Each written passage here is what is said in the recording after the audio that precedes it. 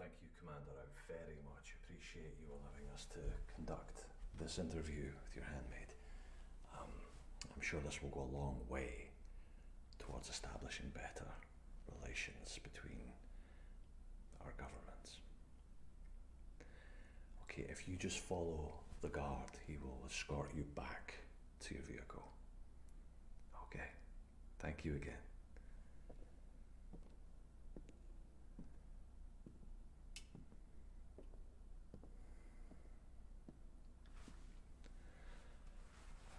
Just be a moment. Robert, can you please let me know the moment the commander departs the premises? Yeah, roger that. Thanks, Robert.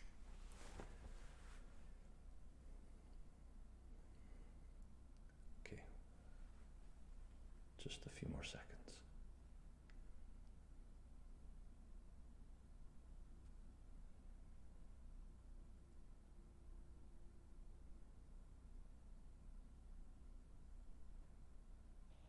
That's them in the car now, leaving.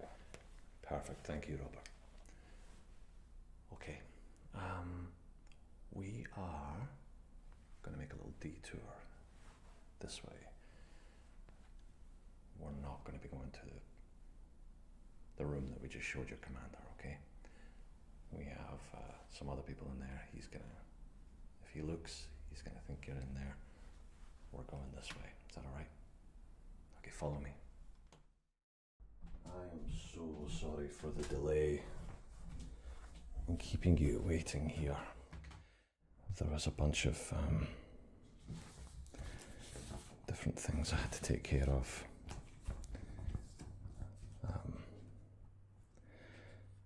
Before we could speak. Well, first of all, I want to apologise for moving you into this room. I know it's a little cramped and unusual, so well, let's just say that the other side of the building where the front of the embassy is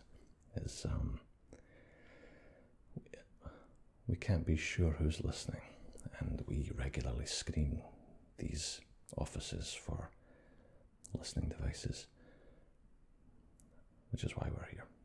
So we know we can talk in complete and utter privacy in here. And that is, well, it's very important for both of us, not just for you.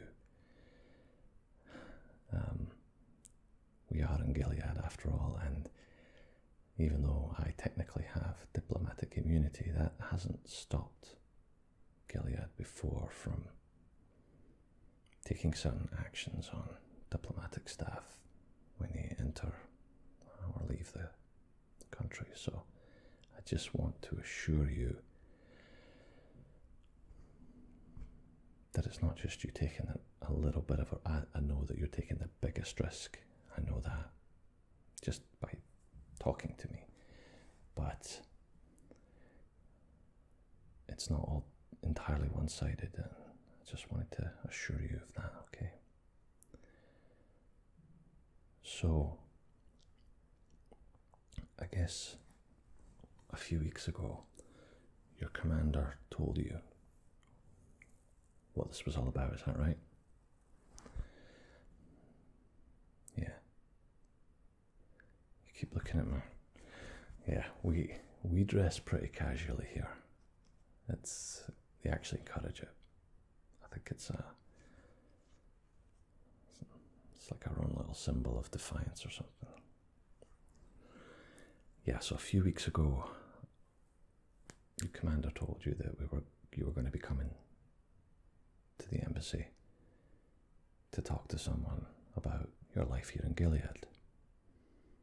Yeah. Did he, did he tell you what to say?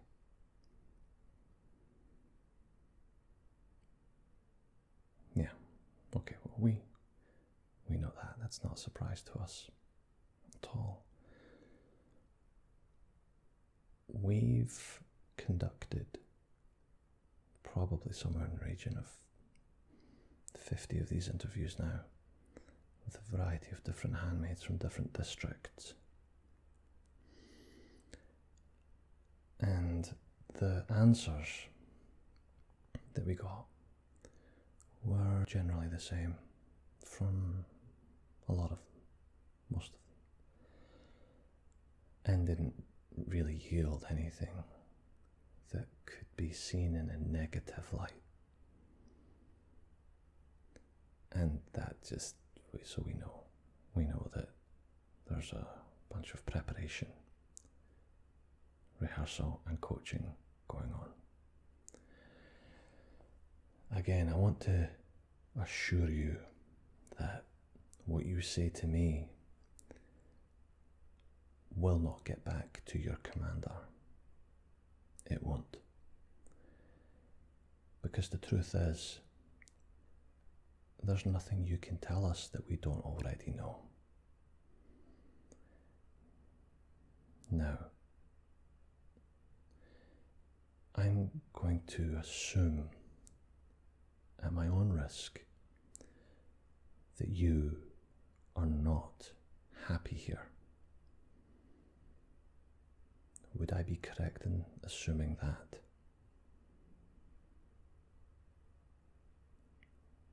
Okay. Thank you. You don't have to answer verbally if you don't want to. I know it is confirmation enough for me.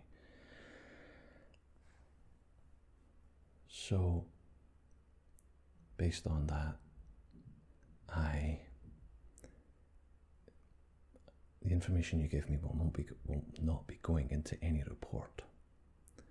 I will be writing a report for your commander and for the authorities here in Gilead, but it won't be based on what we talk about. It will be prepared, rehearsed, and scripted, somewhat in a vague, diplomatic, non-committal way.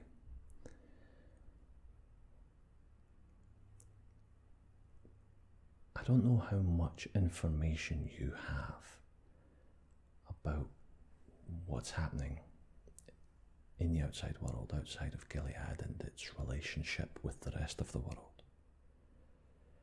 Do you have any? You don't know. Of course you don't know.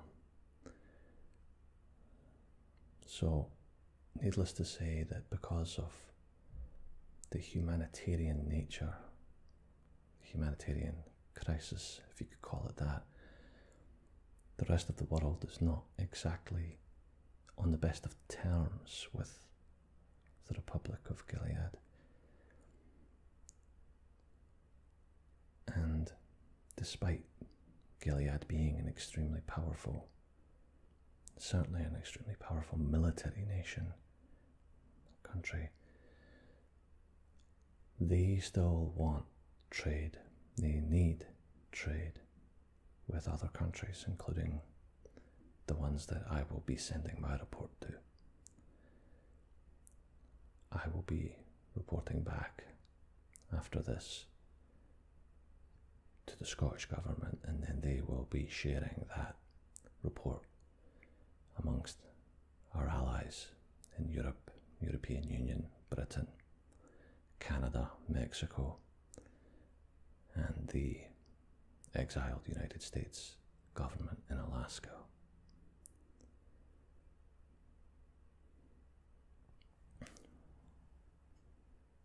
You see, as much as we find it completely intolerable what's going on here, we can't just come rolling in with weapons and soldiers, and it would turn a already terrible situation into something far worse soon. I know that you and others would want that, and I personally apologise that it hasn't happened. It's almost shameful. There's been so many conflicts all across the world that all our countries have gotten involved in. We've all stuck our fingers in those pies and sometimes made it better, usually made it worse. And if anything, this is one we should be getting involved in. But I apologise that we haven't. It's lack of political will, fear, a variety of reasons. We can't just come rolling in and try and rescue everyone. It's not going to happen. But I think I can help you. If you're willing to take some more risks.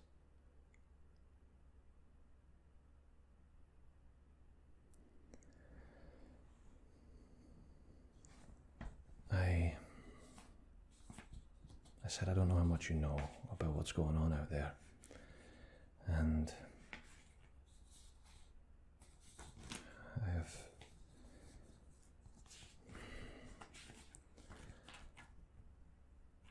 I have helped handmaids in the past to escape. I've personally interviewed about 30 handmaids, and I've helped 2 of them escape. 28 of them are, I don't know where they are. I hope they're alive and well.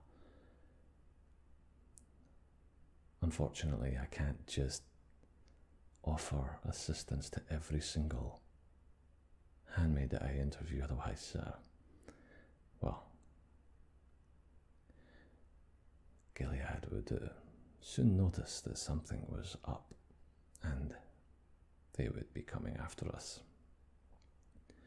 Thankfully, in the last few months, there has been an uptick in the amount of refugees fleeing Gilead anyway. Recently, a high-ranking commander and his wife were arrested at the Canadian side of the border. So, I feel like the good guys are starting to get a little bit more brave and willing to take a few more risks. And so am I.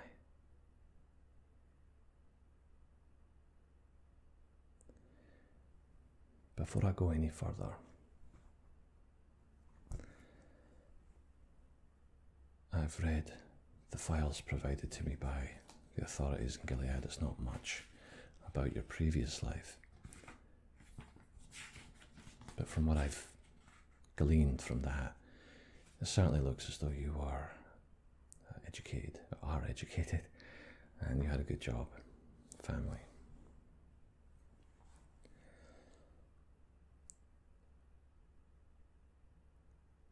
I have every reason to believe that your life now is worse than it was before. Would I be correct in that? Okay. The reason I ask, as ridiculous as it sounds, there have been some handmaids that I've interviewed who had extremely harsh, poverty-stricken, dysfunctional lives beforehand, and, well, as absurd and as hard to believe as it sounds, their lives as a handmaid was better, comfortable, secure, well fed.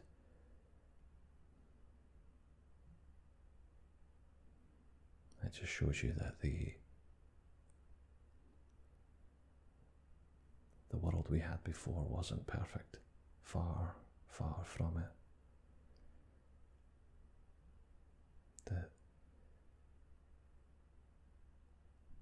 To think that anyone would choose to be. They wouldn't choose to be, but would be happy to be a handmaid over what they had before. Well, it's an indictment on all of us and our societies. Technically, they had freedom before, but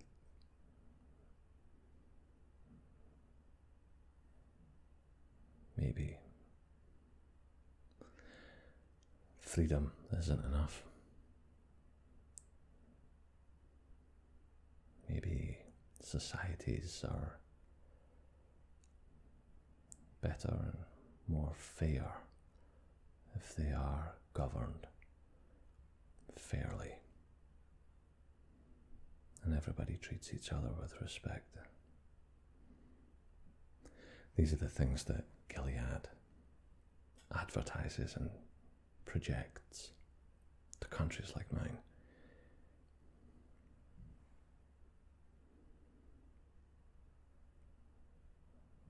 But we know it's not true. And you're sitting here wearing what you probably wear every single day, and if nothing changes, will continue to wear every single day for the rest of your life, and you will look in the mirror and it reaffirms your enslavement.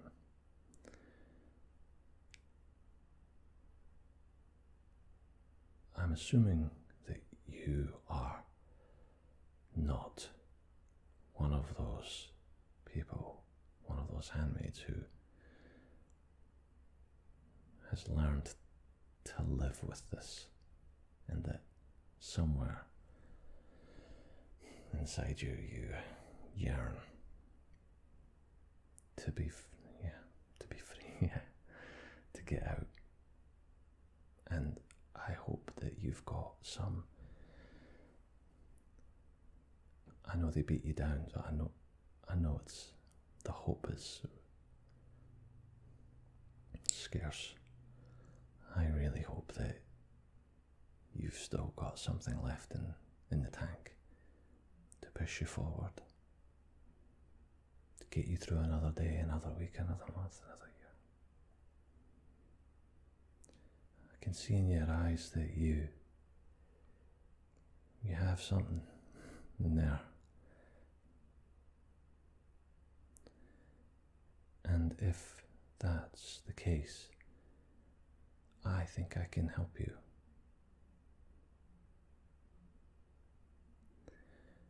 It's not going to be easy, but if you're willing to take a few more risks, then I am too.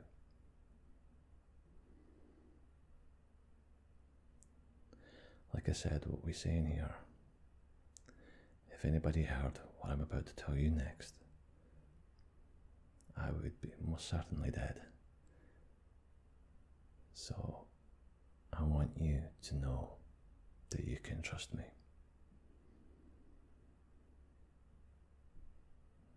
Okay. Now, I have here some documents regarding an upcoming military exercise along the Canadian border. This exercise will mostly consist of armoured vehicles, often visible to the Republic of Gilead forces on this side. The purpose of this is not to start anything, although the official purpose of these exercises is always to let the other side know that we're here, that we're there. Not that Gilead has shown any particular designs of moving north, but as I said, they're extremely powerful military country, so we can't rule out that they may decide to flex their muscles in that regard. Toronto is very, very close to the Gilead border, and most of the Gilead refugees are there, including a lot of handmaids. Even more since a recent escape of well over 100 refugees, mostly children, made it. This happened. Brought a smile to the face of so many around the world who've been keeping up with this unfortunate situation, so there's hope. There's a lot of hope. However, based on what I'm about to tell you, that it seems that Gilead is not exactly too happy about that, and they're not going to take it much longer, so they've decided to switch some of their tactics. Flight restrictions, cargo inspections, things like that are being tripled.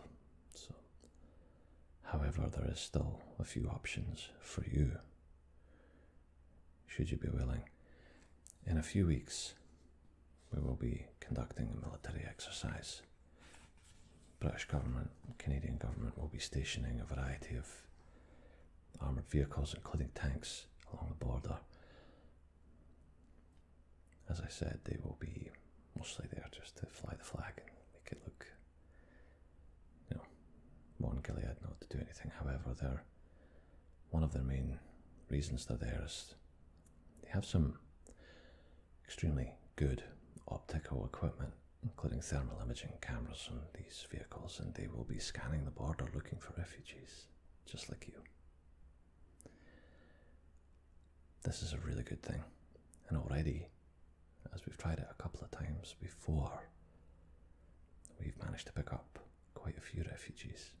The Canadian Border Force, in conjunction with the military, have had some remarkable successes there, based mostly on the sheer will, determination of those trying to escape,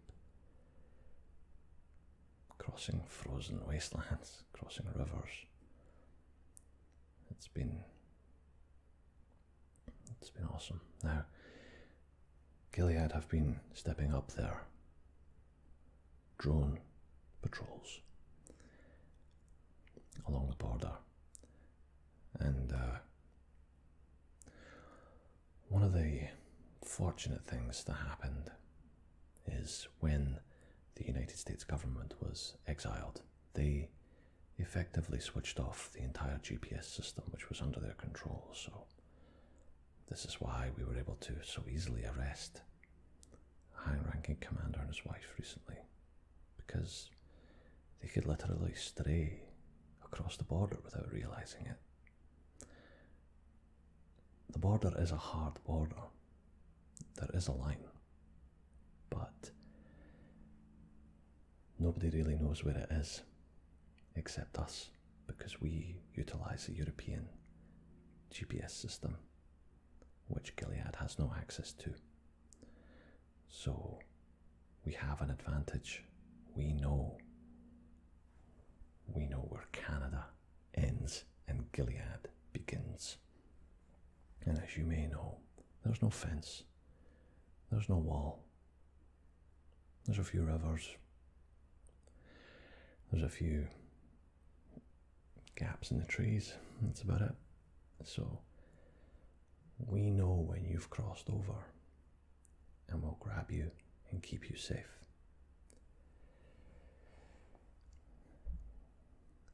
The drones that Gilead used to patrol the border,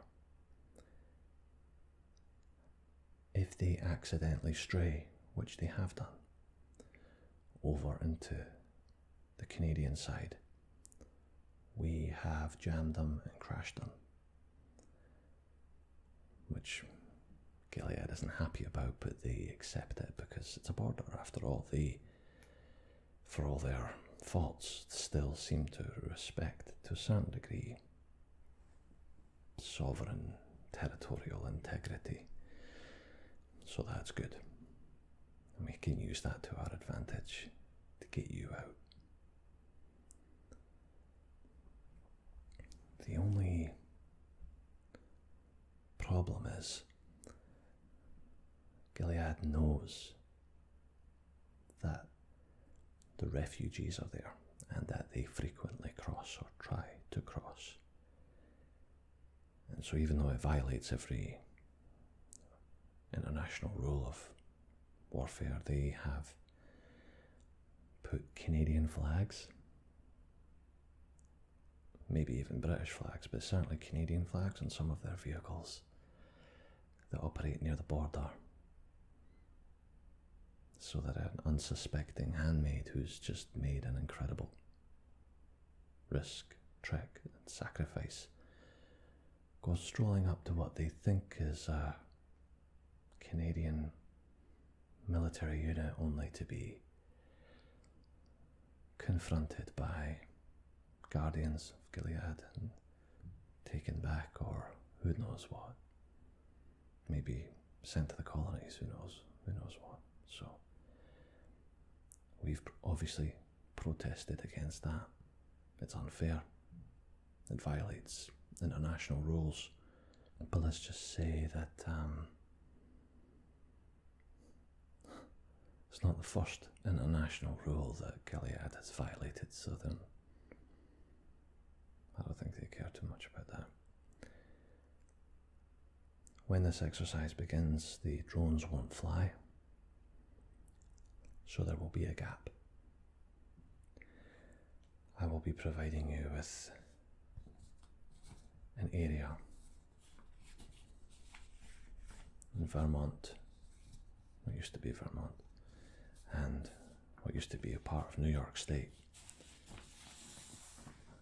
I'm going to let you look at that in your own time. It's up to you if you want to take that with you or not. Only you can decide if you're likely to be searched or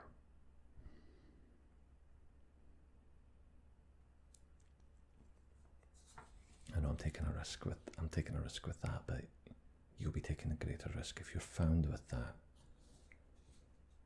I don't know what they'll do to you, only you know. I'm going to let you decide that, okay? I have more information about this exercise and the gap along the border that will be created when the exercise begins in approximately 2 weeks. The exercise will last for 2 weeks. So there will be,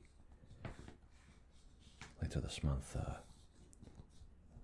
2-week period of time where you will be able to make your decision. Regardless if you decide to go, if you can go, if you can get out, if you have anybody you can trust to get you close, then I would urge you to take that chance at that time. If not, then the information I provide you will still be useful. But because the drones will be back, more than likely back patrolling that area, that it will be riskier.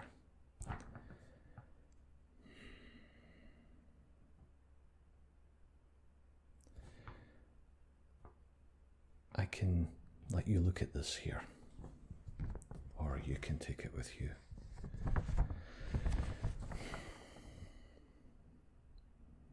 These are the 3 main vehicles that you will encounter along the border. They're tanks. They're main battle tanks, and Canada operates one called the Leopard 2, which is a German tank. Britain operates one called the Challenger 2, and the Republic of Gilead operates the Abrams M1A2, which is a United States vehicle. Now, at first glance, a tank looks like a tank. urge you to study the details of these. There are differences, and if you are lying in the forest and you see one of these vehicles and you don't know where you are, you may already be in Canada. You may still be several kilometers inside Gilead. You see one of these vehicles with a Canadian flag on it. You need to know. You need to memorize this design. There are distinct differences. The skirting, the exposed wheels, the rear overhang, and the sloping armour is significantly different on the Abrams than it is on the other two. You will be tired. You will be exhausted.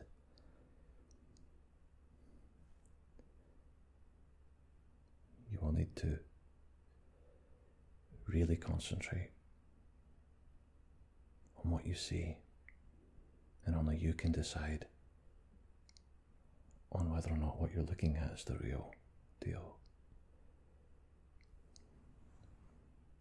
Needless to say, if you successfully spot one of these Abrams tanks, you need to stay away and hide and use your best judgment. I will leave this with you. You can decide if you want to take it with you or not. Or if, well, we have a little bit of time left here, so please feel free to burn those images into your mind.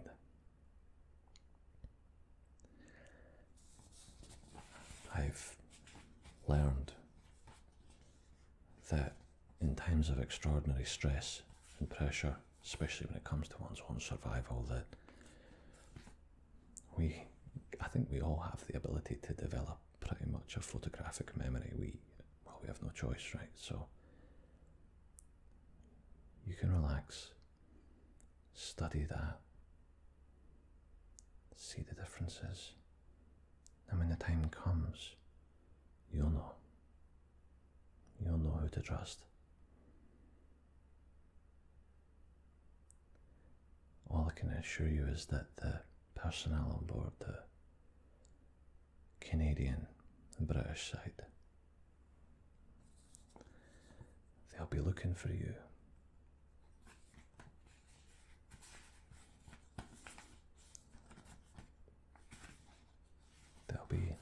They'll be watching.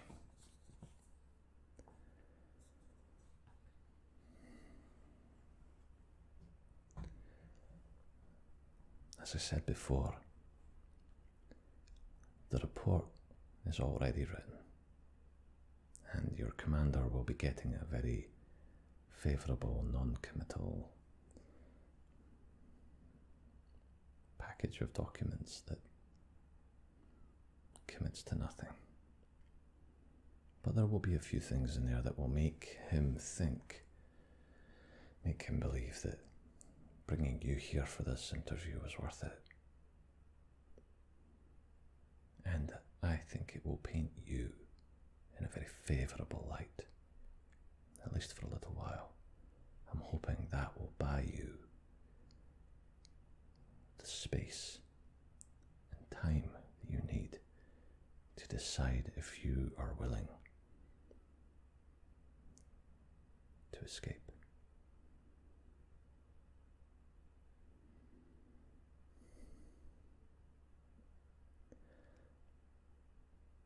Only you can decide this. I cannot apologize enough that I can't just grab you right now and put you on a plane out of here. If I did that, you may well be the last handmaid that we ever rescue, and there would be no more. They've already closed embassies from other countries in the past. My country, Scotland, has thankfully been looked upon as one of the more neutral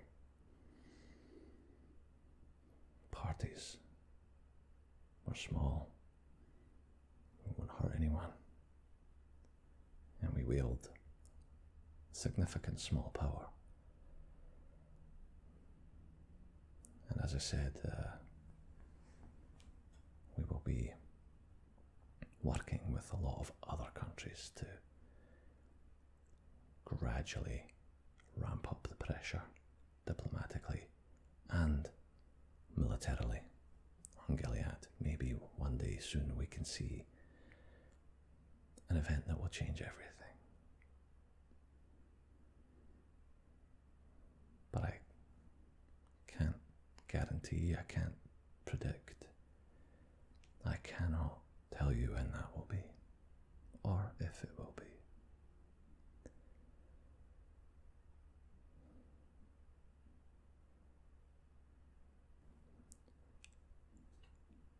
Our time is nearly up, and your commander will be coming back to pick you up in a little while. I would like to wish you luck, and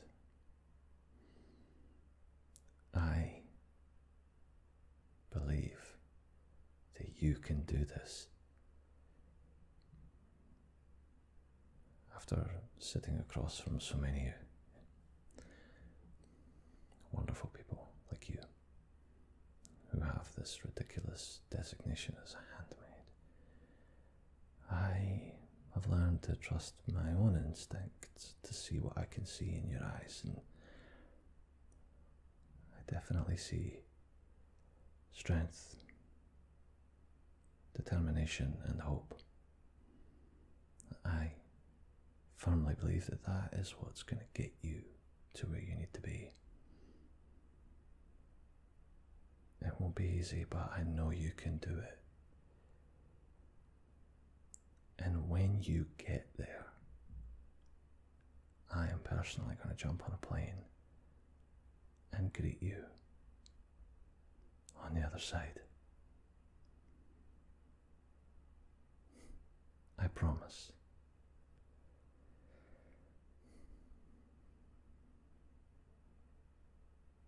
Okay. We need to wrap this up. Thank you so much. I know this wasn't your decision, but tomorrow's a new day, a better day. And I think we can get you out of here. So let's do that, okay? All right. I very much hope to see you soon on the other side.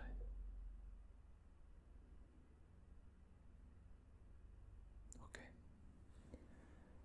I'm going to leave you to look at these until we have to take you back. All right. You take care.